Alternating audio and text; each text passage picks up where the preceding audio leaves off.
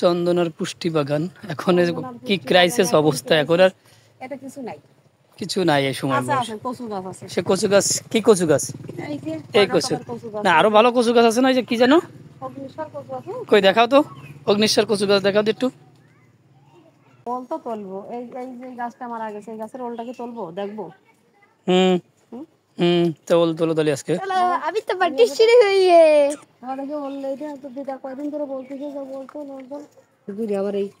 চুই ঝাল, এই যে খুলনার বিখ্যাত সেই চুই ঝাল আমাদের চন্দনার পুষ্টি বাগানেও হয়েছে। এই যে অনেক কষ্টে বাঁধানো হয়েছে। এই যে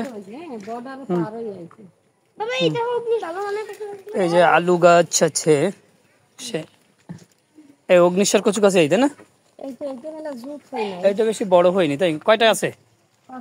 কই এটা অগ্নিশ্বর কচু, এইটা আরেকটা অগ্নিশ্বর কচু গাছ আরো আছে। এগুলো তো সব পানি কচু, আর ওইগুলো হচ্ছে লতি কচু, লতি।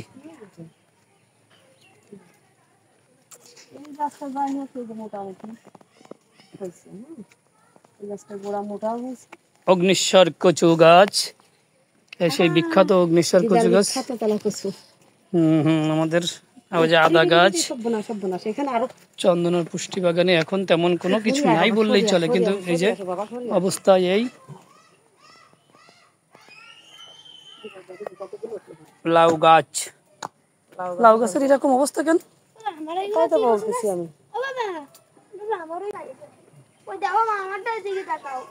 কি লাউ গাছে এখন সার দিবা নাকি?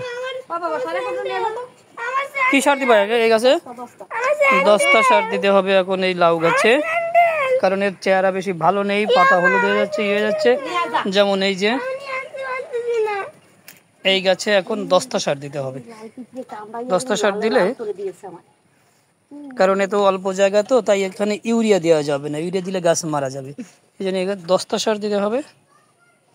এই হচ্ছে সেই কুলের খাড়া, এই রক্ত পরিষ্কার করে, যা রক্ত তৈরি করে নতুন করে। ওটা একটু যত্ন করে, কয় জায়গাতে পাল্টায় পাল্টায় নিয়ে জায়গায় লাগাইছি।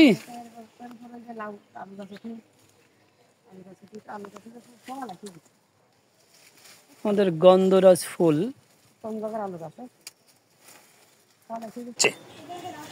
গত বছরের মতো এবারও তো পাবানি কই মাছ মনে হয় নাকি? মাটি দিয়ে দিচ্ছে, তাতে শীতকাল আসতে জন্য গাছগুলো তো জুত হইল না। এত বৃষ্টি হলে কি জুত হয় নাকি? এইভাবে দিয়ে দেবো, জায়গা রেখে।